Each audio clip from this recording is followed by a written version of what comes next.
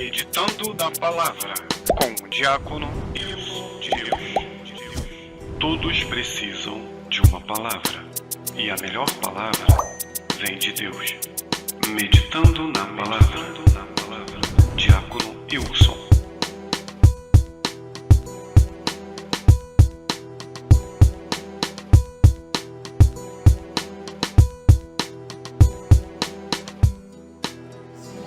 Sobre a face da terra, amém? Amém. Você pode tomar o seu assento, coloque a mão sobre o seu coração. Vou fazer essa oração rapidinho, tá? Antes do mico. Aquieta minha alma, é meu coração ouvir.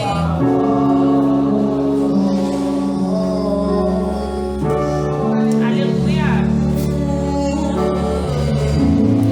Chama pra perto,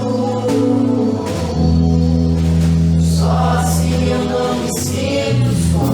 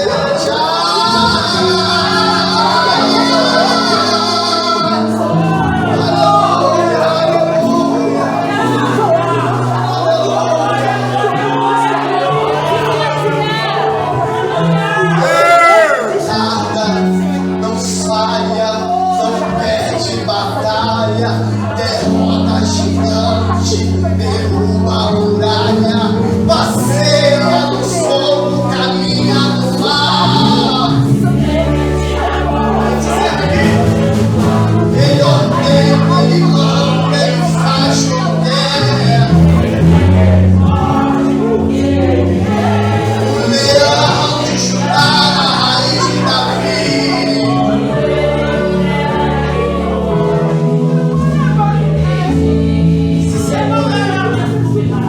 Gente, consegui pegar só um pouquinho. Prometo não demorar, irmãos.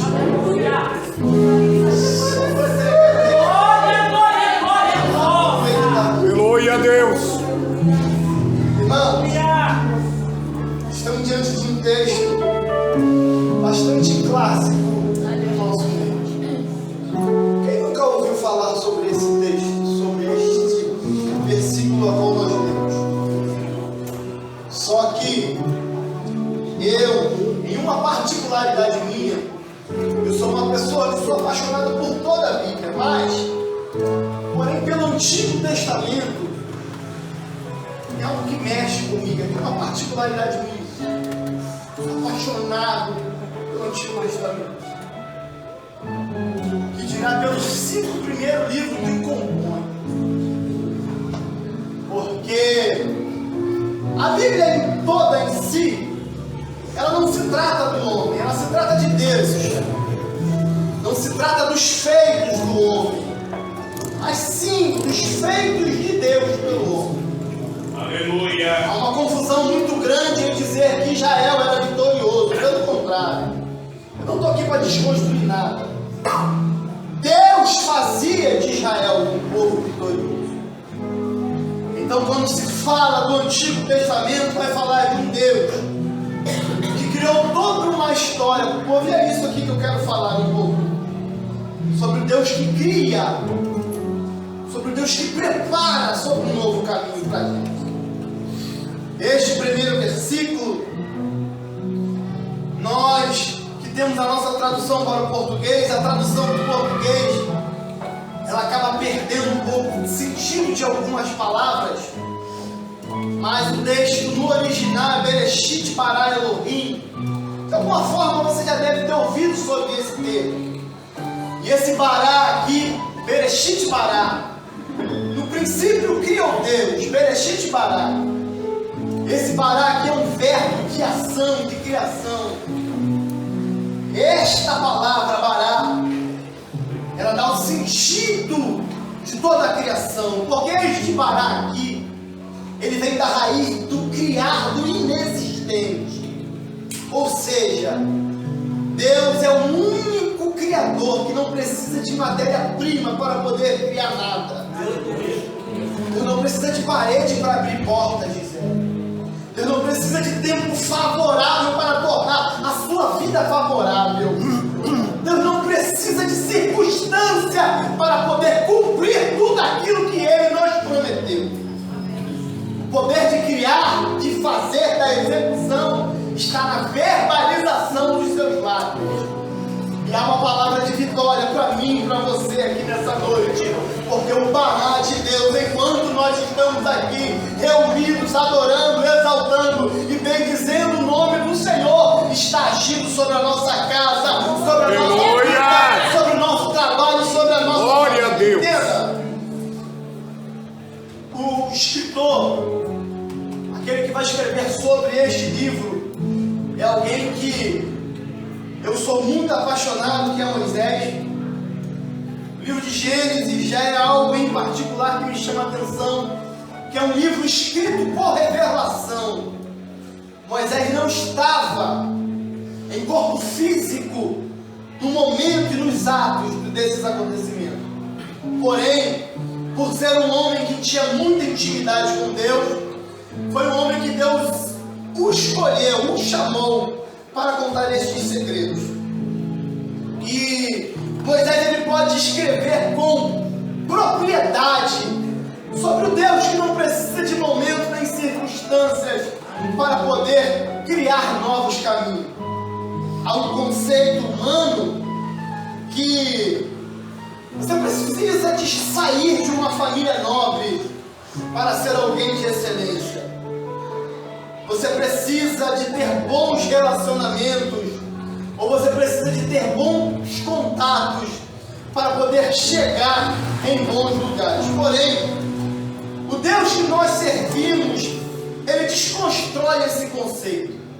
Você vai ver que quando ele chama Abraão, Abraão era ninguém, estava em uma terra idólatra. Porém, Deus chama Abraão: Abraão, sai daí, que eu vou fazer você pai de multidão. Quando Deus faz uma promessa para José, meu cantor, ninguém acredita, nem os próprios parentela dele acredita. Porém, nós vamos ver na vida de José que Deus não precisa que o homem acredita para ele poder realizar a promessa. Ele apenas fez a promessa, e no decorrer da vida de José, nós vamos ver os caminhos que Deus criou, até mesmo um cargo que Deus criou específico para poder José exercer. E nós vamos ver muitos homens na Bíblia, onde Deus criou caminhos novos, caminhos aonde ninguém teve expectativa. Porém, o fato de alguém não ter expectativa naquilo que Deus prometeu para você, não quer dizer que não vai acontecer. Deus, ele não precisa de expectativas humanas para poder realizar a promessa que fez na sua vida. Se Deus fez, por mais que a circunstância seja pouca, o momento não seja favorável, ele vai fazer aquilo que é desfavorável se tornar favorável, só para poder te abençoar, só para poder te dar vitória, mas ele vai fazer.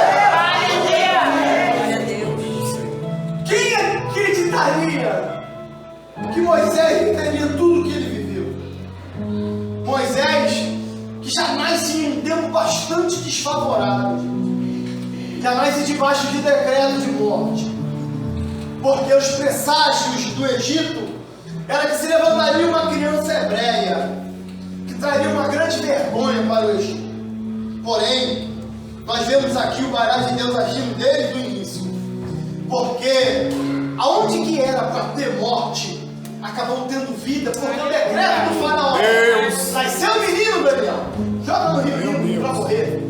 Porém, o nome Moisés já é uma afronta para esse decreto. Moisés, que é um nome egípcio, e o seu significado é tirado das águas. Entenda isso aqui para me melhorar, para você poder entender isso. Quando Moisés foi tirado, Deus logo fez uma afronta ao Egito. Não desacreditou, não era para morrer. Então esse daí já vai carregar o nome de que foi tirado da onde que era para poder morrer. Enquanto olhavam para Moisés nascer dizendo: Ih, é mais um menino, vai morrer, é mais um nas estatísticas. Porém o céu estava olhando para ele e estava dizendo: vai morrer nada, esse aí vai ser Moisés, vai ser tirado do decreto de morte. Porque por mais que o nosso adversário lance sobre as nossas vidas decreto de morte, decreto de vergonha, Deus sempre vai vir com uma estratégia para nos dar vitória, porque a última palavra Aleluia. sempre vai vir. Glória a Deus. Sempre vai vir. Nós vamos ver a trajetória de Moisés, o quanto cresce e quantos desacreditaram que ele seria aquele que Deus de Israel usaria para poder arrancar aquele povo dele.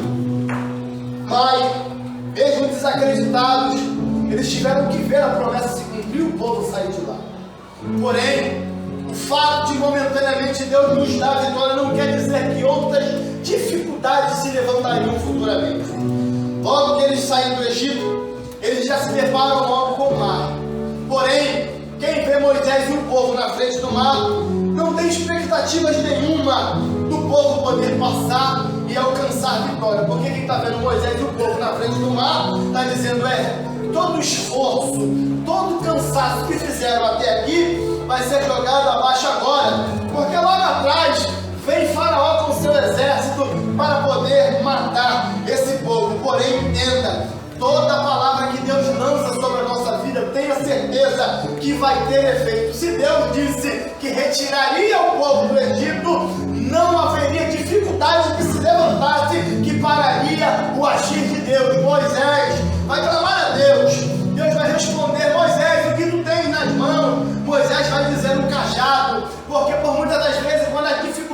levanta, a gente acaba se esquecendo de tudo aquilo que Deus já nos entregou nas nossas mãos há muito tempo atrás.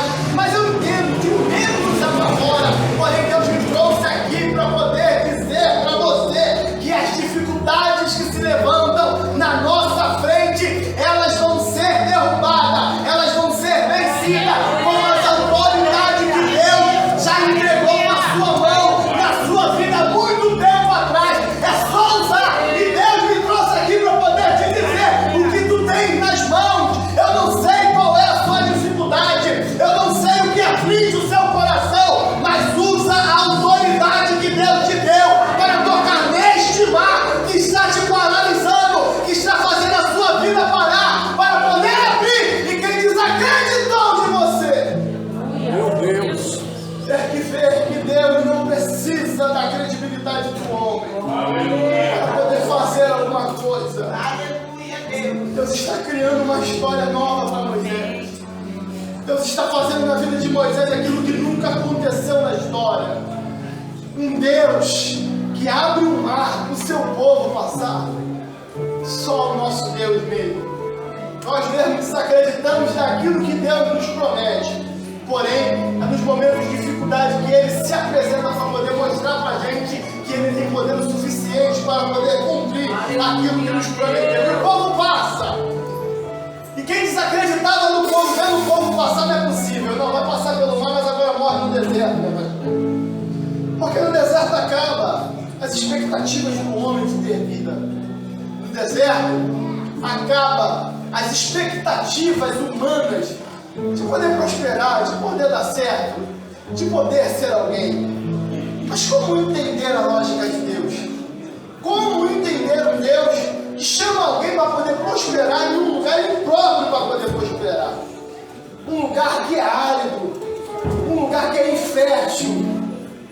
Porém, como eu estou dizendo aqui desde o princípio, Deus não precisa da ótica humana.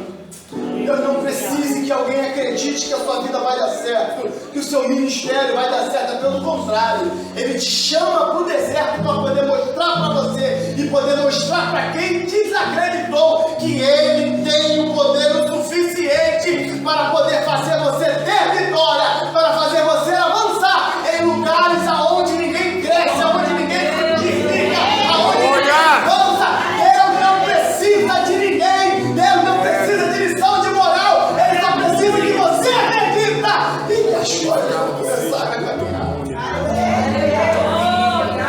Quem vê o povo no deserto está dizendo, vai morrer de fome. Se não morrer de fome, morre de sede. Se não morrer de calor, morre de frio. Porém, a gente vai ver no barato de Deus em funcionamento. Quando chegou durante o dia que as expectativas eram insolação, o irmão tratou de colocar uma coluna de nuvem para poder proteger o povo. Quando chegou a noite, quem está olhando está dizendo, se não morreu de calor, vai morrer de frio. A gente vê a coluna de nuvem se tornar em coluna de fogo. Agora quem vê o povo atravessando o primeiro dia, não morreu de frio, não morreu de calor, mas vai morrer de fome. Porém a gente vai ver Deus mandar o maná. Isso aqui é lindo, gente. Isso aqui é algo que mexe comigo. Porque quando a gente vai falar do maná, a gente vai falar de um alimento específico que só Israel provou nessa terra. Entenda, Deus no deserto, Ele prepara coisas novas só para eu e você poder desfrutar. Só eu e você poder desfrutar. Por isso é uma palavra de Deus para mim e para você neste deserto que você está vivendo. Permita-se viver esse deserto para que nós possamos entender a grandiosidade do Deus a qual nós servimos. É nesse deserto que você vai comer, vai experimentar, vai provar daquilo que ninguém nunca experimentou. Permita-se viver esse deserto. Permita Deus alcançar a sua vida com a coluna de nuvem. Permita Ele alcançar a sua vida com a coluna de fogo. E permita-se provar do maná. Porém, nós vamos ver toda a trajetória do povo. Nós vamos ver quando Deus fez Moisés grande e como Ele criou um caminho novo e específico. Porém, há algo aqui que eu li que me chama muita atenção e eu quero terminar aqui, gente. Entenda.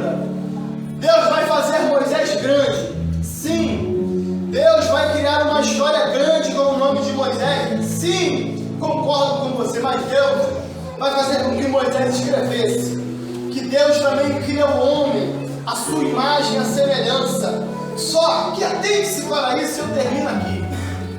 A criação do homem foi diferente de tudo aquilo que Deus criou.